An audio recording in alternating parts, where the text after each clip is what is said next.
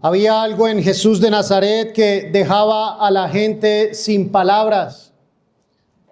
Cuando Pedro, el apóstol Pedro, cayó de rodillas ante la barca, exclamó: "Apártate de mí, Señor, porque soy un hombre pecador". Y cuando el apóstol Pedro exclama estas palabras, no lo hace porque Jesús lo hubiera asustado, sino porque en ese momento Pedro comprendió la distancia infinita entre lo que él era y lo que Jesús es. ¿Qué era lo que veían estos hombres? ¿Qué era lo que contemplaban los discípulos? Estaban delante del Hijo Eterno de Dios que había asumido nuestra humanidad. El que llena los cielos y la tierra, hermanos, ahora caminaba en medio de ellos con sus pies polvorientos. El que sostiene todas las cosas con la palabra de su poder, también experimentaba hambre, sed y cansancio en ese momento. Y eso es precisamente lo que el apóstol Pablo nos va a mostrar a partir del versículo 7 de Filipenses capítulo 2. Y para ello, hermanos, los invito a que leamos Filipenses 2, pero leamos desde el versículo 1 hasta el versículo 8. Dice así: la toda suficiente, inerrante e infalible palabra de Dios. Por tanto, si hay alguna consolación en Cristo, si hay algún consuelo de amor, si hay alguna comunión del Espíritu, si hay algún afecto entrañable, si alguna misericordia, completad mi gozo, sintiendo lo mismo, teniendo el mismo amor, unánimes, sintiendo una misma cosa. Nada hagáis por contienda o por vanagloria, antes bien con humildad, estimando cada uno a los demás como superiores a él mismo. No mirando cada uno por lo suyo propio, sino cada cual también por lo de los otros. Haya pues en vosotros este sentir que hubo también en Cristo Jesús, el cual, siendo en forma de Dios, no estimó el ser igual a Dios como cosa a que aferrarse, sino que se despojó a sí mismo, tomando forma de siervo, hecho semejante a los hombres, y estando en la condición de hombre, se humilló a sí mismo, haciéndose obediente hasta la muerte y muerte de cruz. Ya vimos, hermanos, en el sermón anterior que este texto es claro en su contexto. Pablo tiene una conducta específica que debe caracterizar a los creyentes en Filipos. Y en los versículos 1 al 4 que hemos leído, el apóstol Pablo llama a los filipenses a erradicar de sus vidas y en la vida de la iglesia el egoísmo, a erradicar toda vanagloria y a considerar a los hermanos como superiores a sí mismos. Es por eso que a partir del versículo 5 se presenta a Cristo como el ejemplo supremo. Pablo les dice a los filipenses: haya pues en vosotros este sentir, esta mentalidad, esta manera de pensar que hubo también en Cristo Jesús. Y hermanos, al mostrarnos a Cristo como modelo supremo, en los versículos 5 al 11 de Filipenses 2, Pablo a la vez nos está regalando una hermosa y profunda enseñanza sobre quién es Él, la persona de Cristo. Entonces, ubiquémonos bien en el texto en esta mañana, hermanos. En el versículo 5 de Filipenses 2 descansa lo que podríamos decir que es la exhortación central del apóstol Pablo. ¿Cuál es esa exhortación central? Tener la mente de Cristo. Pensar como Cristo pensó al tratar con los demás. A partir del versículo 6, hermanos, Pablo resalta la divinidad de nuestro Señor Jesucristo cuando afirma: el cual, siendo en forma de Dios, no estimó el ser igual a Dios como cosa a que aferrarse, y luego pasará o dará paso a mostrarnos esa humillación de nuestro Señor, y lo va a hacer en dos etapas. Primero, en su encarnación, que comprende el versículo 7, y seguirá haciéndolo en el versículo 8, que estudiaremos si Dios permite dentro de 8 días, en torno a su pasión hasta la muerte y muerte de cruz. Hermanos, en el versículo 7 entonces encontramos 3 declaraciones principales que son los 3 puntos de este sermón. El primero de ellos es: se despojó a sí mismo. El segundo punto, la segunda declaración es: tomando forma de siervo. Y el tercer punto y la tercera declaración, que comprende 2 frases, dice: hecho semejante a los hombres y estando en la condición de hombre. Ahora, hermanos, es importante porque en los textos del Nuevo Testamento griego, la expresión estando en la condición de hombre, que aparece en nuestras Biblias como parte del versículo 8, en realidad esta expresión estando en condición de hombre forma parte del final del bloque, hecho semejante a los hombres y estando en la condición de hombre. Es a partir de la frase se humilló a sí mismo donde el texto griego marca el inicio de un nuevo bloque. Así que, hermanos, 4 afirmaciones encontramos en esta mañana sobre la encarnación de nuestro Señor Jesucristo, que juntas podríamos decir nos presentan una cristología con una riqueza gloriosa. James Hamilton dijo: para salvarnos del juicio, el Redentor tenía que ser verdaderamente Dios para soportar el peso de la ira y verdaderamente hombre para poder morir en nuestro lugar. En Filipenses 2:7 vemos al Creador cruzando el abismo infinito para hacerse como uno de nosotros, logrando en la debilidad de la carne lo que el hombre jamás podría lograr en el orgullo de su supuesta fuerza. Con esto en mente, hermanos, vayamos a nuestro primer punto. ¿Qué es la primera declaración? Se despojó a sí mismo. Se despojó a sí mismo. El versículo 7 inicia con estas palabras: sino que se despojó a sí mismo. El apóstol Pablo, hermanos, después de haber enfatizado, después de haber demostrado, después de haber resaltado la divinidad del Salvador en el versículo 6, dirige ahora la mirada hacia la plena humanidad del Salvador, específicamente hacia lo que conocemos como el misterio de la encarnación. Y lo que nos dice es esto: se despojó a sí mismo, así lo traduce la Reina Valera. Pero, hermanos, esta expresión se despojó, es importante que la analicemos. Viene de la raíz griega keno, K-E-N-O, keno, que significa vaciar. Y esto nos obliga a entender con precisión qué significa que Él se haya despojado a sí mismo.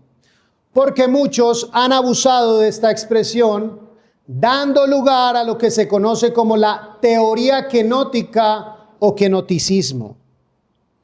Hermanos, quienes sostienen esta visión tienen la idea de que Cristo, el Verbo eterno, la segunda persona de la Trinidad, al asumir nuestra naturaleza humana, se despojó de su divinidad o de alguno de sus atributos divinos al asumir nuestra naturaleza humana. Pero, hermanos, cuando llegamos a este pasaje de Filipenses 2:7, debemos entender que eso no es lo que el apóstol Pablo nos está diciendo en este texto. Nuestro Dios es el gran yo soy. Nuestro Dios es el ser inmutable, absoluto, que no está sujeto al tiempo, que no tiene principio ni fin, que no puede cambiar ni dejar de ser lo que siempre ha sido. Es inmutable. La herejía de la kenosis argumenta que para que la encarnación se pudiera llevar a cabo, que para que el Verbo eterno, la segunda persona de la Trinidad, se hiciera hombre, tenía que dejar algo. Tenía que despojarse de algo. Tenía que poner en pausa ciertos atributos divinos. Tenía que poner en off algunos atributos divinos, como su omnisciencia, como su eternidad, como su impasibilidad, para poderse hacer hombre. B.B. Warfield comentó sobre la teoría kenótica de su época diciendo que la única kenosis, vaciamiento, que esa teoría demuestra es la kenosis de los cerebros de los teólogos que la están propagando, sugiriendo que se han vaciado de su sentido común. Pero hermanos, necesitamos recordar que los atributos divinos son esenciales en Dios. Todo lo que está en Dios es Dios. Dios no tiene atributos, Dios es sus atributos. Y si Cristo se despojara de sus atributos divinos o de algunos de sus atributos divinos, hermanos, dejaría de ser Dios. Los atributos divinos siempre estuvieron presentes en el ministerio terrenal de nuestro Señor Jesucristo. Juan 1:14 dice, y aquel Verbo fue hecho carne y habitó entre nosotros. Y mira la expresión de Juan, y vimos su gloria. Vimos su gloria, gloria como del unigénito del Padre, lleno de gracia y de verdad. Por ejemplo, Pedro, Jacobo y Juan fueron llevados al monte de la transfiguración y contemplaron la gloria de Jesucristo. También, hermanos, cuando los discípulos veían cómo el Señor perdonaba pecados, allí veían cómo Él ejercía sus funciones divinas en medio de ellos. En Mateo 9, por ejemplo, en los evangelios se nos narra cuando Jesús sana al paralítico para mostrar que Él, el Hijo del Hombre, tiene autoridad y toda potestad para perdonar pecados. De hecho, ese pasaje ya fue predicado en nuestra iglesia local desde Marcos capítulo 2 por el pastor Danilo. Así que, hermanos, vaciarse a sí mismo o despojarse a sí mismo en este pasaje no significa que lo que era verdadero de él en el versículo 6, el cual siendo en forma de Dios no estimó el ser igual a Dios como cosa a que aferrarse. Hermanos, despojarse a sí mismo en este pasaje no significa que lo que era verdadero de él en el versículo 6, su divinidad, lo dejó a un lado. No, hermanos. Vayamos todos a 2 de Corintios, capítulo 8, y posiciónate en el versículo 9. 2 de Corintios, capítulo 8, versículo 9.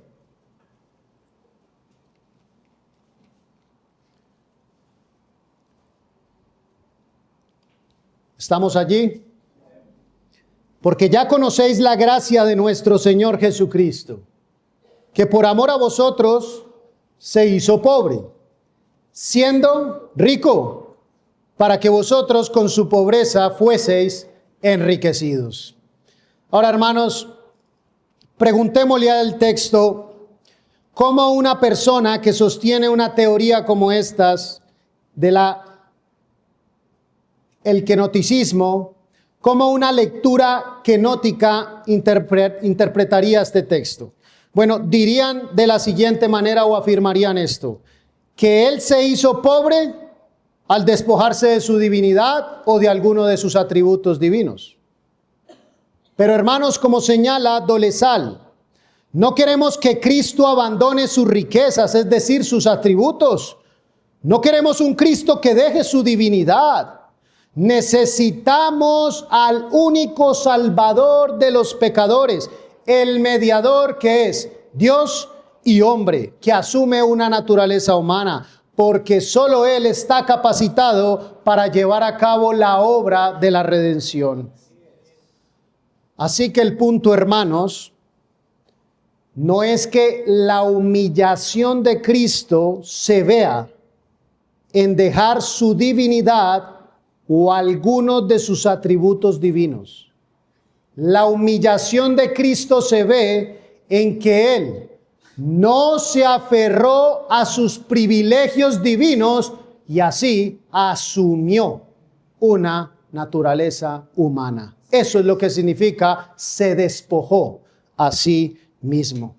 Hermanos, aquel que nunca dejó de ser Dios, que siempre estuvo en forma de Dios, que es igual a Dios, asumió lo que no era. Se hizo hombre.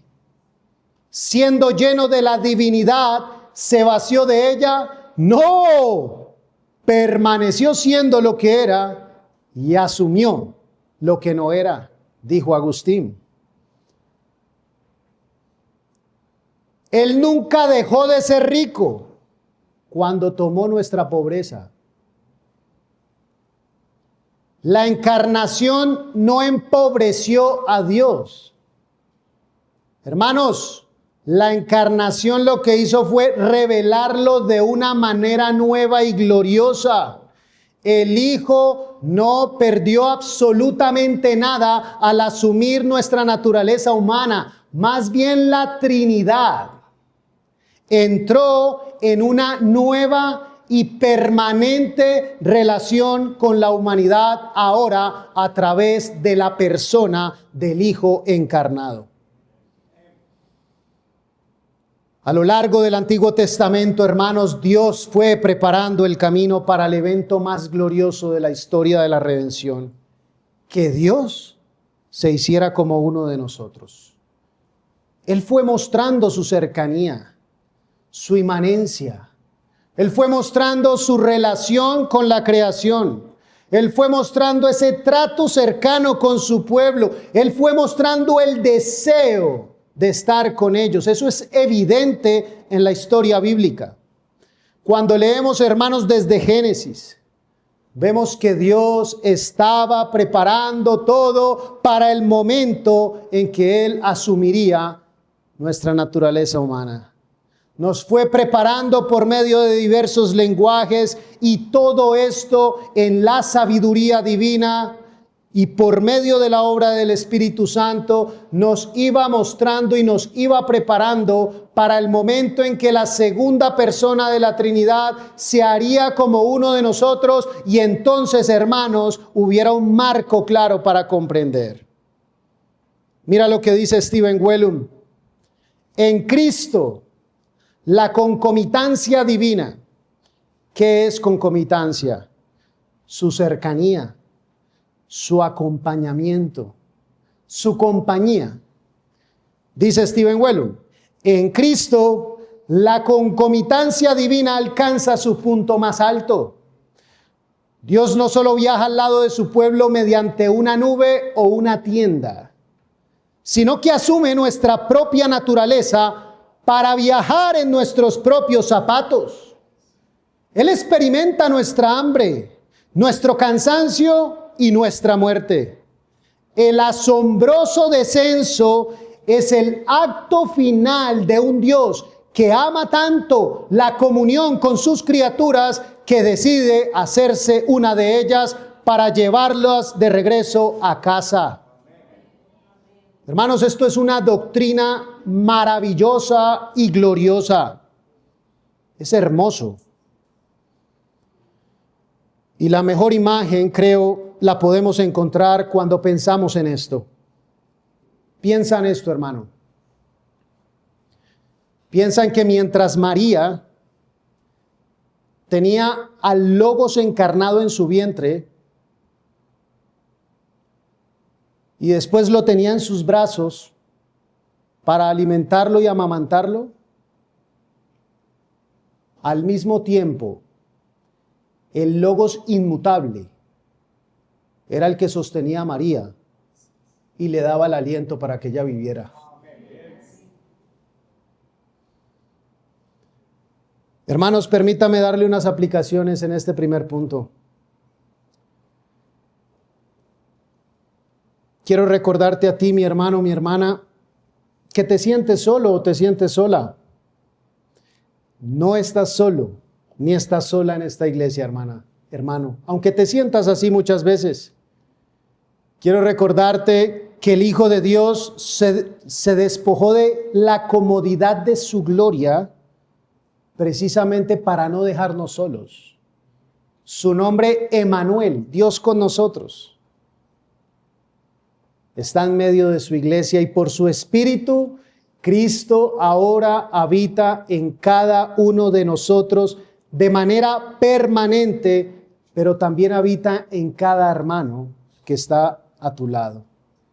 Eso significa, hermanos, que cuando usted está aquí en la congregación, usted no está simplemente rodeado de personas desconocidas, usted está rodeado de sus hermanos y de sus hermanas.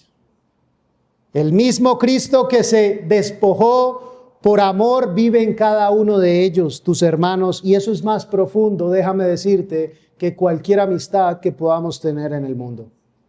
Segunda aplicación. Pablo dice en el versículo 4, no mirando cada uno por lo suyo propio, sino cada cual también por lo de los otros. Bueno, hermanos, cuando Pablo dice esto, Pablo nos está mostrando que para llevar esto a cabo, eso tiene un costo. Y cuesta muchas veces quedarse cuando queremos irnos, cuando finaliza el culto.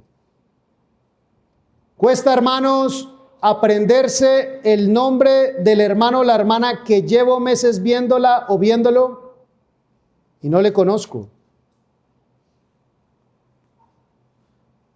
Iglesia, somos una congregación grande y creo que bendecida, pero a la vez considero que hay un peligro muy silencioso.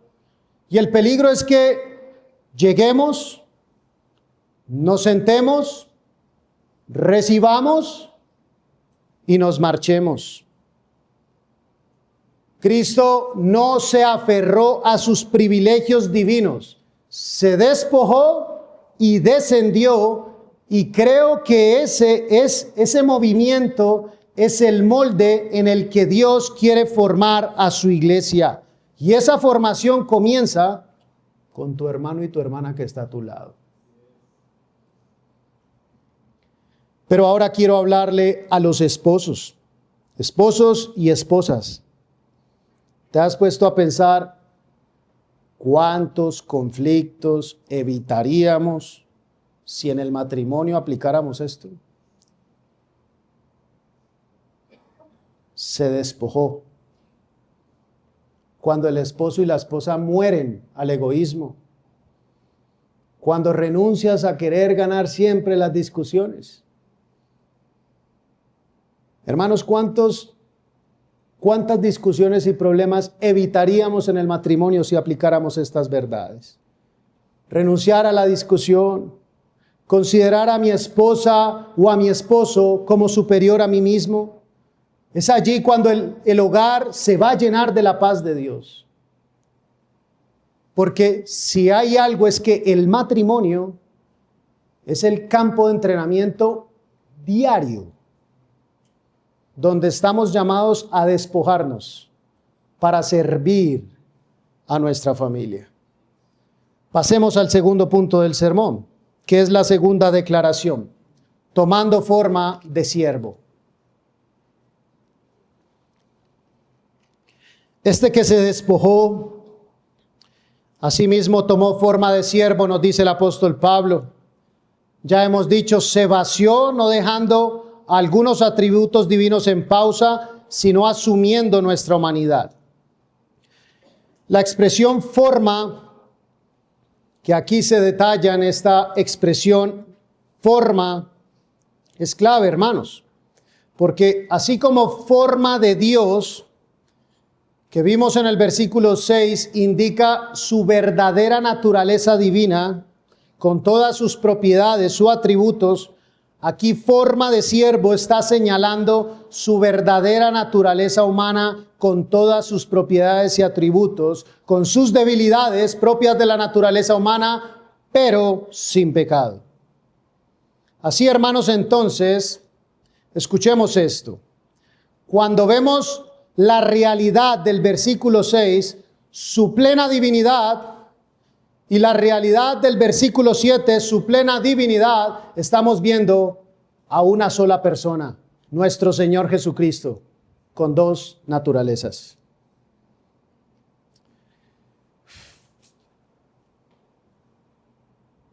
El apóstol Pablo dice, tomando forma de siervo. Y este punto es clave. Cuando hablamos de la encarnación, hermanos, cuando hablamos de que Él asume una naturaleza humana, debemos entender esto. Esto es supremamente importante. Que el Hijo de Dios no asume una persona, asume una naturaleza humana. Voy a explicarlo mejor. No hubo primero un bebé en el vientre de María al que luego Dios se metió. No, eso no fue lo que pasó. No es que Dios adoptó un bebé que ya estaba en el vientre de María. No, hermanos, lo que ocurrió fue esto. El Hijo eterno de Dios, que siempre ha existido como persona divina, asumió una naturaleza humana completa en el mismo momento de la concepción, pero la persona ya existía desde toda la eternidad. John Gill lo explica muy bien. Debemos distinguir entre la eternidad de la persona de Cristo y el tiempo de la encarnación. En el principio el Verbo estaba con Dios como una persona divina distinta, pero aún no era carne, no tenía cuerpo humano, ni alma humana, ni limitaciones humanas antes de su concepción en el vientre de la Virgen. Imaginarlo, dice John Gill, con una forma o personaje humano en la eternidad es una fantasía de la mente. Él estaba en lo profundo del seno del Padre como una persona pura, divina, incorpórea, por quien todas las cosas fueron hechas antes de que asumiera nuestra naturaleza sobre sí. Y R.C. Sproul, mira lo que dice. Si le preguntas a Jesús, ¿quién eres? Él te va a responder desde su persona divina, yo soy el Hijo. Y si le preguntas, ¿qué eres? Él te mostrará sus dos naturalezas. Soy verdaderamente Dios y verdaderamente hombre. La humanidad no le aporta un nuevo quién, sino un nuevo qué, a través del cual el Hijo puede ahora sufrir, salvarnos y redimirnos. Hermanos, todo esto que estamos estudiando en esta mañana es gloriosísimo, pero a la vez es necesario recordar que no es irracional, es suprarracional. ¿Qué quiere decir eso? Está más allá de nuestro entendimiento, hermanos, pero no es irracional.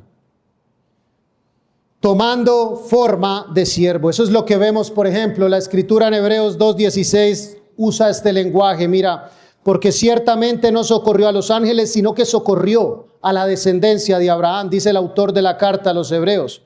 Es decir, el Verbo eterno, la segunda persona de la Trinidad, no asumió una naturaleza angelical, no era un ángel. El texto nos dice que asumió la naturaleza humana de la descendencia de Abraham.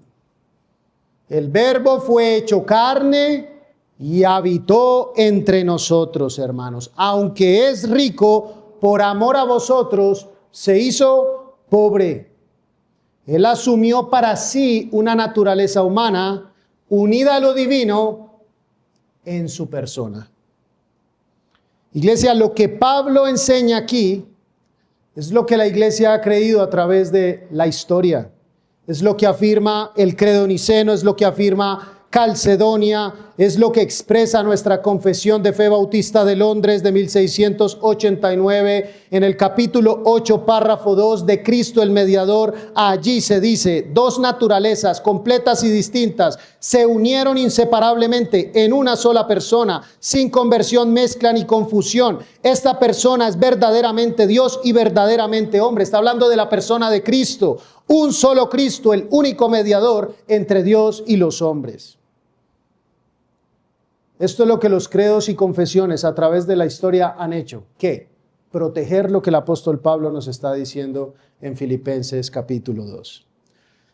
Ahora, hermanos, quiero ser preciso en una doctrina como la cristología, porque cuando digo que la segunda persona de la Trinidad o el Verbo eterno asume una naturaleza humana, considero que la palabra asumió es la mejor expresión y no añadió. ¿Se puede decir añadió una naturaleza humana? Sí, no es herético, pero puede denotar algún significado que no me gusta. Considero que la mejor expresión es asumió una naturaleza humana, porque si decimos añadió una naturaleza humana, se podría sugerir que hubo un cambio en el ser de Dios. Y es mejor evitar eso, hermanos. Añadió. Recordemos, hermanos, Dios es inmutable. Él no cambia ni se le agrega nada. Por eso me gusta más decir asumió una naturaleza humana, porque si se dice añadió, puede denotar como si el verbo estuviera incompleto. No, hermanos, en el misterio de la encarnación, la persona inmutable del Logos asumió una naturaleza humana.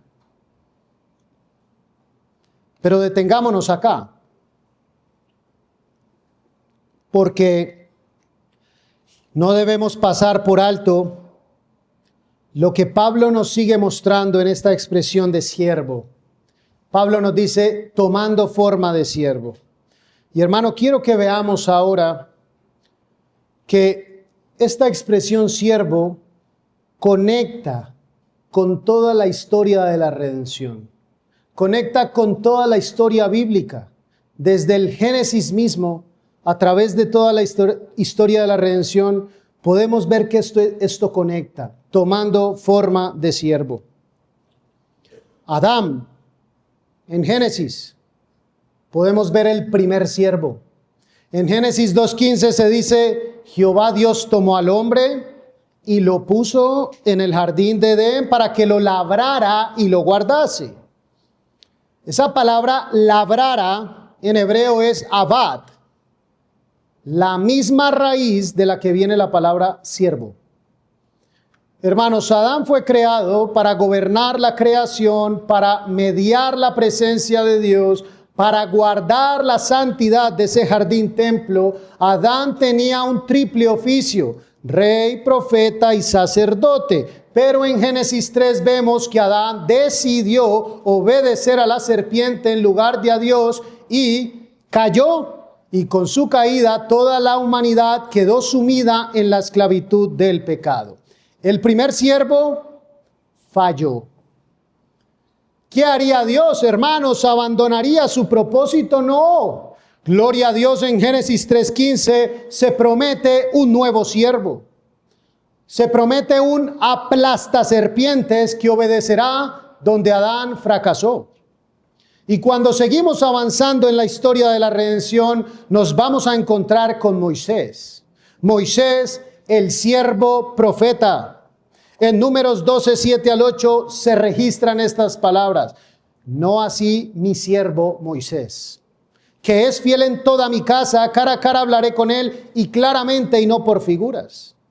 Y a través de Moisés, hermanos, Dios sacó al pueblo de la esclavitud en Egipto, entregó su ley, estableció su pacto. Y mira que cuando Moisés murió en Deuteronomio 34:5, mira cómo se le llama a Moisés. Y murió allí Moisés, siervo de Jehová, en la tierra de Moab, conforme al dicho de Jehová. Ese es el título final que se le da a Moisés. Moisés no llegó a la tierra prometida y el patrón de ese siervo fiel seguía apuntando hacia adelante. De hecho, el mismo Moisés en Deuteronomio 18:15 dice, profeta de en medio de ti, de tus hermanos como yo, te levantará Jehová tu Dios, a él oiréis. Este siervo profeta Moisés apuntaba a uno mayor. Hermanos, cuando seguimos avanzando en la historia bíblica, nos encontramos a Josué, el siervo conquistador. En Josué 1:1 se le presenta y se dice: aconteció después de la muerte de Moisés, siervo de Jehová, que Jehová habló a Josué, hijo de Nun, servidor de Moisés, diciendo. Y al final, así como en Moisés, al final también de la vida de Josué, en el capítulo 24-29, Josué recibe este mismo título que recibió Moisés. Después de estas cosas murió Josué, hijo de Nun, siervo de Jehová, siendo de 110 años. Josué hizo algo que Moisés no pudo hacer. Josué llevó al pueblo a la tierra prometida. Entró con el pueblo a la tierra prometida. En Josué 21:44 al 45 se dice que Jehová les dio reposo alrededor. No faltó palabra de todas las buenas palabras que Jehová había hablado a la casa de Israel. Todo se cumplió. Pero hermanos, cuando Josué murió, ¿qué pasó? Israel volvió a sus caminos y el libro de Jueces abre con una pregunta, digámoslo así, implícita. ¿Quién va a guiar ahora al pueblo? El siervo aparentemente había desaparecido, hermanos. La historia continúa y encontramos a David, el rey siervo. En 2 de Samuel 7:5 Dios le dice: ve y di a mi siervo David. Dios le dice a Natán: así ha dicho Jehová. Y en el versículo 8 dice: ahora pues dirás así a mi siervo David. Así ha dicho Jehová de los ejércitos: yo te tomé del redil de detrás de las ovejas para que fueses príncipe sobre mi pueblo, sobre Israel. Y sabemos que David también falló, que el reino posteriormente se divide, que Israel va al exilio, hermanos, y las promesas de 2 de Samuel 7 sobre un siervo, sobre un hijo que reinaría para siempre, seguían sin cumplirse. Hermanos, cuando seguimos avanzando en la historia bíblica, se nos va a mostrar al siervo prometido nuevamente, pero también se nos muestra a Israel, el siervo nación fallido. Acompáñame a Isaías 42, versículo 1. Isaías capítulo 42, versículo 1.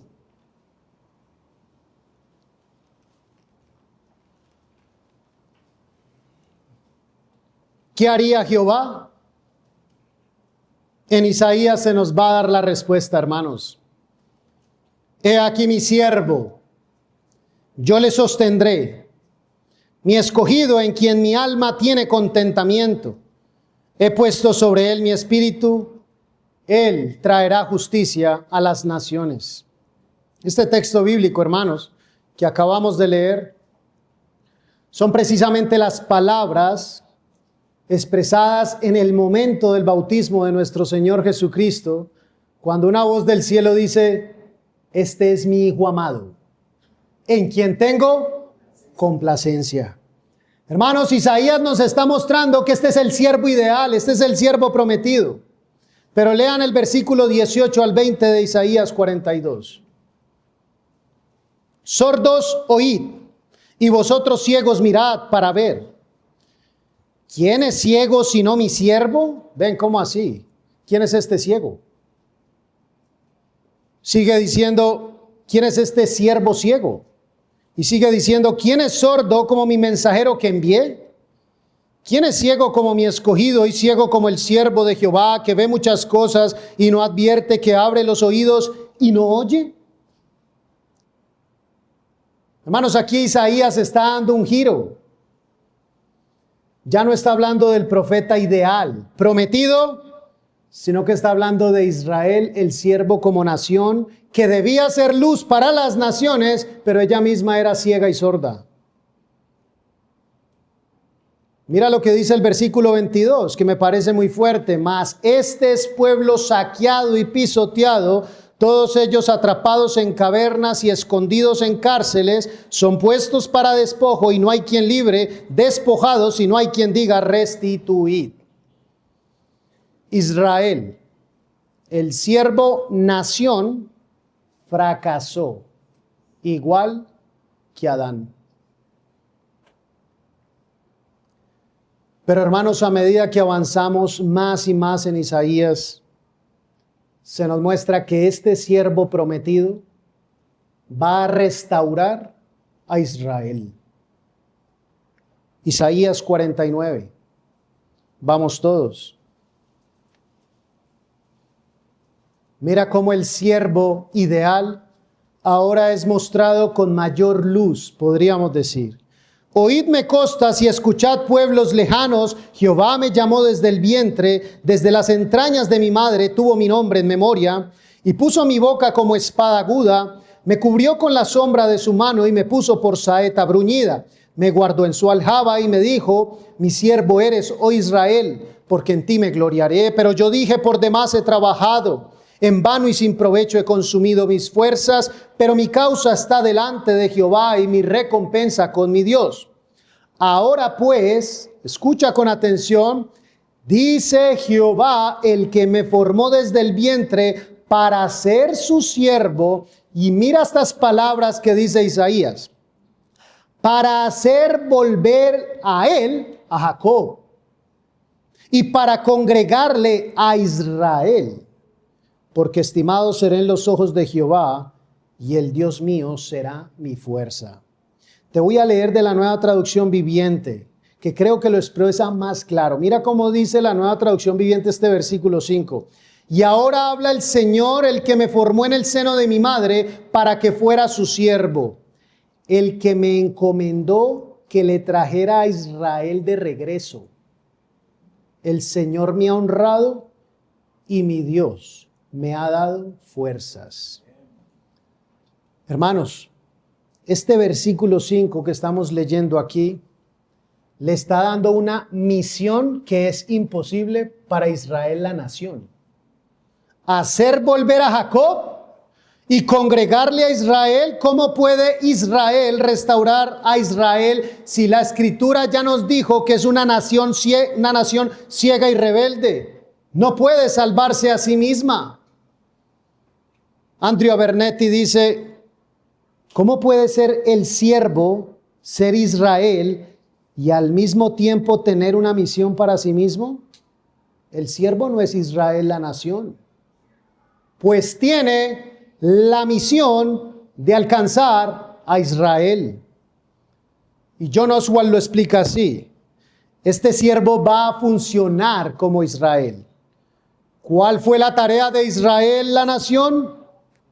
Esta fue la tarea: ser el medio por el cual las naciones puedan venir a Dios. Pero ¿cómo podía una nación que no podía ni siquiera encontrar su propio camino? Este es el dilema que el siervo ha venido a resolver. Él será para Israel y para el mundo lo que Israel no podría ser. Dios no aniquila la nación, simplemente hay otra manera en que se puede hacer realidad la servidumbre de Israel a través del Israel ideal. El versículo 6 lo confirma, te lo leo de la Nueva Traducción Viviente. Él dice, harás algo más que devolverme al pueblo de Israel. Yo te haré luz para los gentiles y llevarás mi salvación hasta los confines de la tierra. Y hermanos, el versículo 7 de Isaías 49 anticipa cuál será el precio que pagará este siervo ideal. El Señor, el Redentor y Santo de Israel, de la Nueva Traducción Viviente, le dice al que es despreciado y rechazado por las naciones, al que es el siervo de los gobernantes: los reyes se pondrán en posición de firmes cuando tú pases, los príncipes se inclinarán hasta el suelo por causa del Señor, el fiel, el Santo de Israel que te ha escogido. Hermanos, a partir de este momento, la sombra de la cruz para Isaías se empieza a proyectar. Es por eso que cuando uno llega a Isaías 52 y 53, llegamos a lo que podríamos decir el clímax. Isaías 52:13.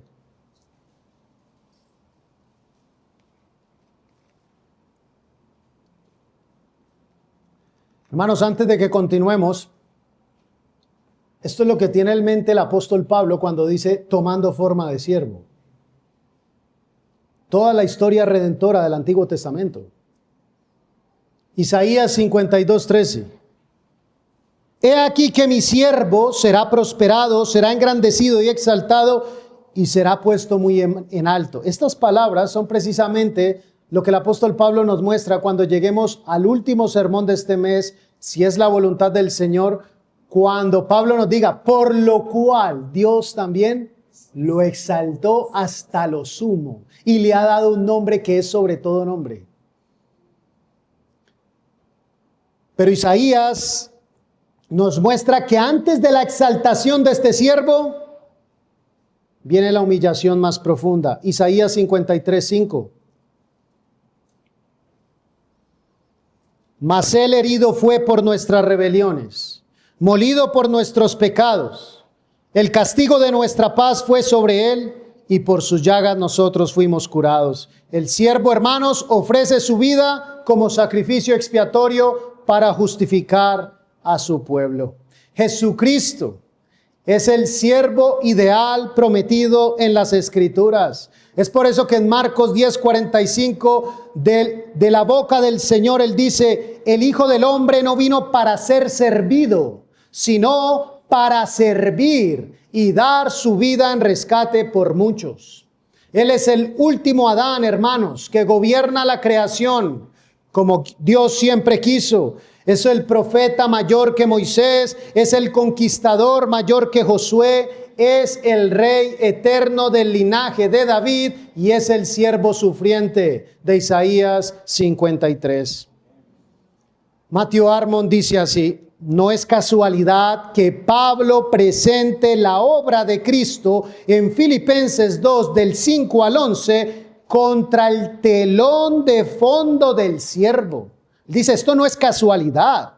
La misma humanidad, la misma obediencia hasta la muerte, la misma exaltación final.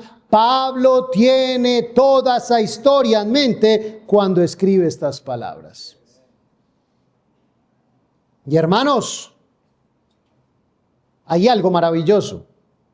Y es el resultado de la obra de este siervo.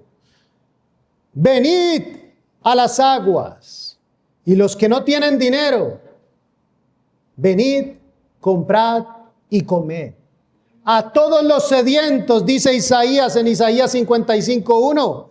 Hermanos, la obra del siervo ha abierto las puertas del nuevo pacto a todas las naciones. No es casualidad que en Isaías 54:17 aparezca por primera vez el plural con ese, escucha esto, esta es la herencia de los siervos de Jehová. El resultado de la obra del siervo ha producido un pueblo siervo. Y porque Jesús cumplió la misión del siervo, los apóstoles entendieron, hermanos, su propio ministerio. Por eso el apóstol Pablo, cuando abre Romanos 1:1, dice, Pablo, siervo de Jesucristo. Pedro, Santiago, Juan y Judas hacen lo mismo. Ellos saben que no son señores, ellos son siervos del siervo. Y en Hechos 13:47, Pablo toma las palabras de Isaías 49:6 y las aplica en torno a él y a su ministerio, diciendo, te he puesto para luz de los gentiles, a fin de que seas para salvación hasta lo último de la tierra. Hermanos, la misión consumada del siervo continúa a través de su pueblo, y eso nos incluye a nosotros, que somos siervos del siervo. Somos libres, hermanos, para servirnos ahora los unos a los otros, llevando las cargas y aprendiendo a llevar las cargas de nuestros hermanos como Jesús, el siervo sufriente, llevó nuestra mayor carga, la carga del pecado y la ira de Dios. Esa es la historia completa, hermanos, que Pablo tiene en mente cuando dice Cristo tomó forma de siervo. Es toda la narrativa de la historia redentora cumplida en una sola persona. Ray Ortlund Jr. dice, no podemos darle sentido al Antiguo Testamento sin Cristo. Él es aquel en quien convergen todas las líneas, todas las personas, eventos e instituciones del Antiguo Testamento, incluida la nación de Israel misma, encuentran su significado más verdadero en Cristo. La incompletitud del Antiguo Testamento exige una resolución, un avance. En cada página se clama por Cristo. Y sigue diciendo Ray Ortlund, por lo tanto, no debería sorprendernos cuando el Antiguo Testamento usa el nombre de Israel para el Mesías. Deberíamos esperarlo, porque toda la Biblia, hermanos, trata de Cristo.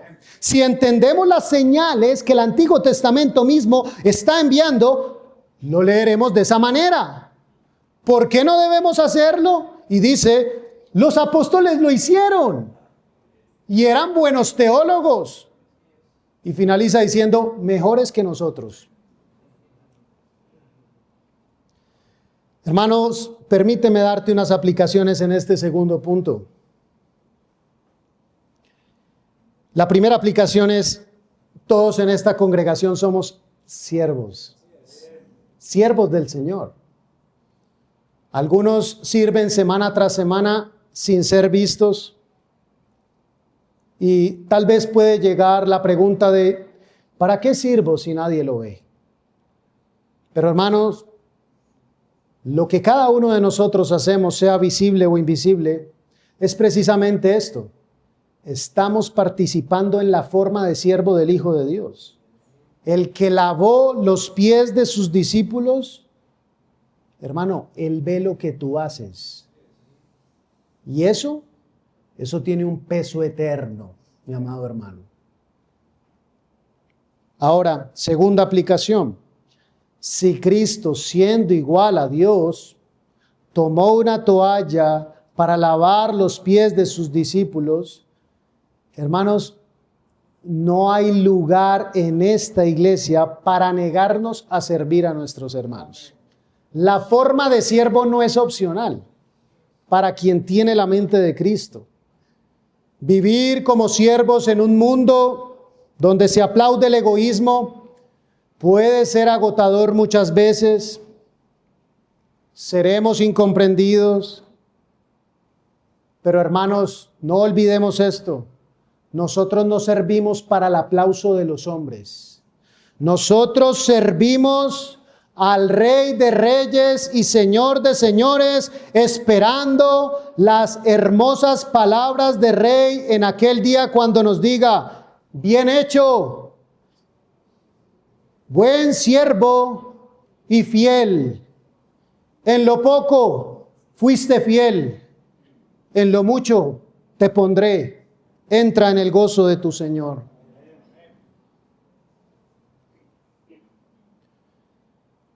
Hermanos, tercera aplicación, la misión del siervo consumada continúa ahora en la iglesia.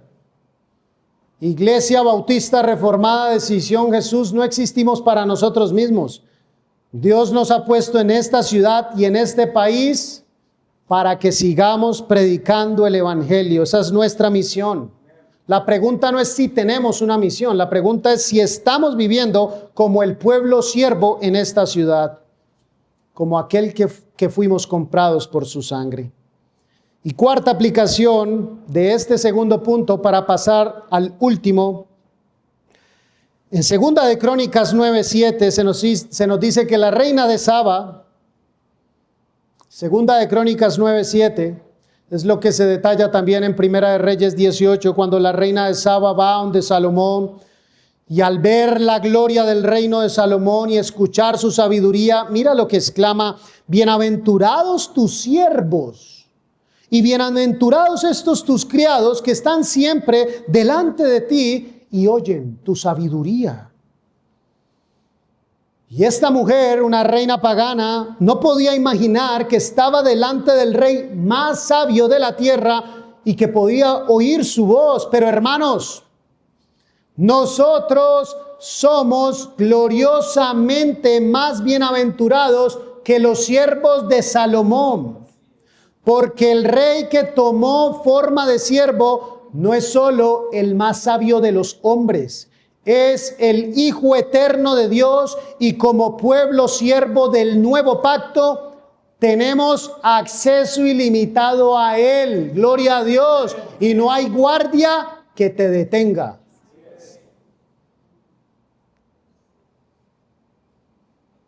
Y con esto en mente pasemos al tercer punto, que comprende dos declaraciones: hecho semejante a los hombres y estando en la condición de hombre. El apóstol Pablo dice hecho semejante a los hombres. Ahora, esta expresión, hermanos, no significa que fuera parecido a un hombre, sino que era verdaderamente hombre. En Génesis 5:3, no es necesario que vayamos allá, dice que Adán engendró a Set, a su semejanza, dice. Y cuando dice a su semejanza, no es que Set pareciera un hombre, no. Set era realmente un hombre. Bueno, del mismo modo, también podemos encontrar en el Nuevo Testamento cuando el apóstol Pablo en Colosenses 1:15 llama a Cristo: Él es la imagen del Dios invisible, el primogénito de toda la creación. Cuando el Pablo está diciendo esto, no está diciendo que se parece a Dios, sino que Él, Cristo, es realmente Dios. Bueno, cuando dice hecho semejante a los hombres, está afirmando que Él es verdaderamente hombre. Hebreos 2:14 dice: por cuanto los hijos participaron de carne y sangre, Él también, nuestro Señor, participó de lo mismo para destruir por medio de la muerte al que tenía el imperio de la muerte, esto es, al diablo. Como dijeron los padres de la iglesia, lo que no es asumido, no es redimido.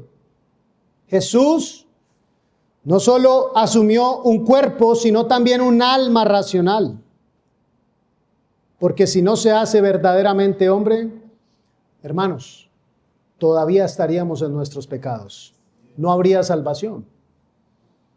En aquella época de la iglesia primitiva surgió la herejía del docetismo, del griego dokeo, que afirmaban de la expresión parecer, que enseñaba que Jesús no era un hombre verdaderamente, sino que parecía un hombre. Es por eso que el apóstol Juan combate directamente esta herejía y dice: quien niega que Cristo vino en carne es un anticristo. Una sola persona, hermanos. Dos naturalezas sin confusión ni mezcla. Lo divino no absorbe lo humano, ni lo humano diluye lo divino. Dos naturalezas distintas, unidas para siempre en una sola persona, Jesucristo. Esto es lo que en teología conocemos como la unión hipostática. Pero hermanos, hagámonos aquí una pregunta. ¿Qué clase de humanidad asumió nuestro Señor? ¿Asumió una humanidad caída como la nuestra? ¿Con los apetitos desordenados que hay en nosotros? ¿Con esas inclinaciones pecaminosas? ¿O una sin esa corrupción interior? Esa pregunta es importante porque la respuesta a esa pregunta, de ello depende la eficacia de nuestra salvación, hermanos. Si Cristo asumió una naturaleza corrompida por el pecado, entonces tenía en sí mismo la inclinación al mal que nosotros. Y entonces la victoria sobre él, sobre el pecado, no sería la victoria de un hombre verdaderamente santo, sino de alguien que luchó contra sus apetitos carnales. Pero si asumió una humanidad sin corrupción interior, entonces podemos decir que su obediencia fue perfecta desde adentro y su sacrificio, como lo dice la Escritura, es el de un cordero sin mancha. Para entender esto un poco mejor, hermanos, aprendamos o recordemos la distinción entre dos tipos de tentaciones. Está la tentación externa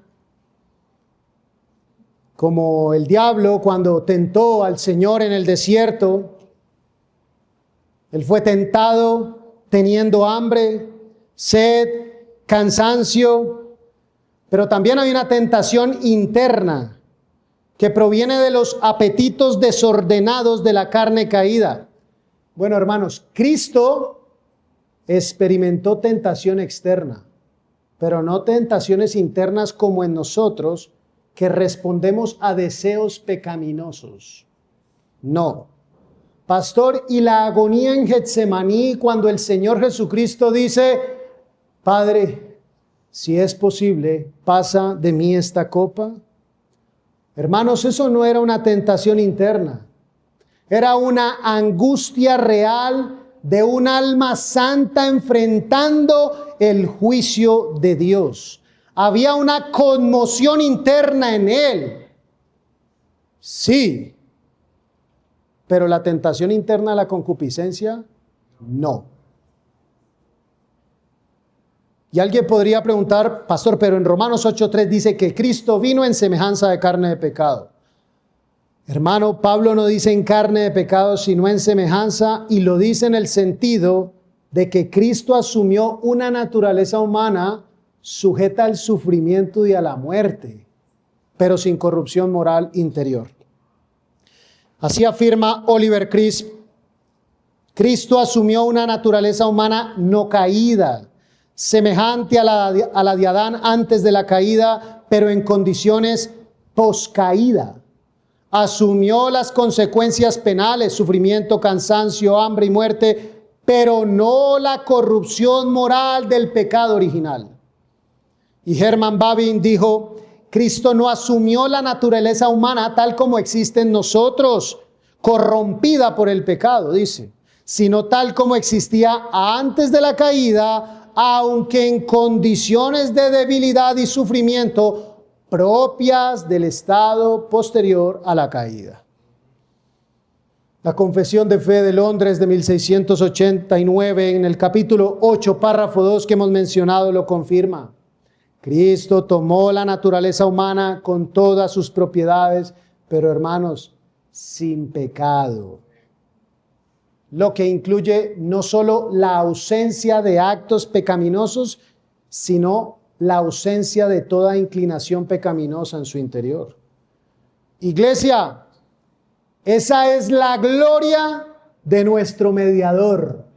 Verdaderamente Dios, verdaderamente hombre, pero sin pecado, capaz de salvarte a ti y a mí. Adán fue tentado externamente y falló. Cristo fue tentado externamente y venció. Y esa victoria de nuestro Señor es nuestra por la fe. Cristo no vino a pecar con nosotros para entendernos. Vino sin pecado para vencer por nosotros, y esa es la diferencia gloriosa entre un Salvador y un compañero de naufragio. Y finalmente, la última expresión del apóstol Pablo está: y estando en la condición de hombre, donde sigue enfatizando lo mismo. Su humanidad era evidente para todos. En primera de Juan 1:1 se dice: lo que hemos oído, lo que hemos visto, lo que hemos contemplado. Y Juan dice: y palparon nuestras manos. Ellos lo tocaron. Y en Lucas 2 se nos vuelve a mostrar a Jesús en Nazaret, sujeto a sus padres, creciendo en sabiduría, en estatura, comió, bebió, durmió.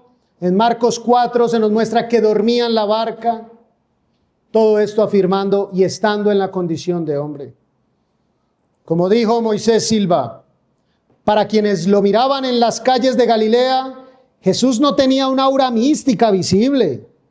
Se vestía, hablaba, comía y se cansaba, como cualquier otro hombre de su época.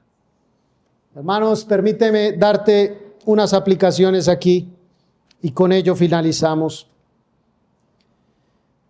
Iglesia, que Cristo haya asumido nuestra carne nos debe llenar a nosotros de esperanza, que se haya hecho como uno de nosotros. porque eso también nos afirma y nos recuerda que en este instante nuestro Señor está en los cielos con una humanidad real, intercediendo por ti y por mí delante del Padre. En Hebreos 4:15 se dice que Él puede compadecerse de nuestras debilidades porque fue tentado en todo según nuestra semejanza.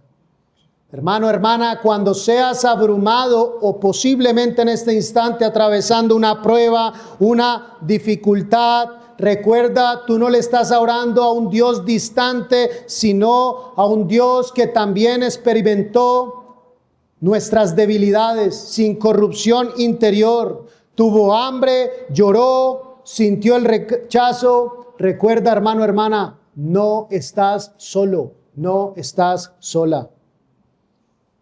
Y otra aplicación aquí. La encarnación de nuestro Señor le confiere o le da un valor sagrado a la vida humana. Cristo asumió nuestra humanidad desde el vientre materno. Fue embrión, fue un feto, fue un bebé vulnerable. La vida humana, hermanos, desde la concepción es invaluable a los ojos de nuestro Creador. En una cultura que desecha la vida, nosotros debemos ser los primeros en defenderla y amarla. Hermanos, el Rey se despojó, el Rey descendió, el Rey se hizo siervo para salvarnos. A Dios sea la gloria, ahora y para siempre. Amén.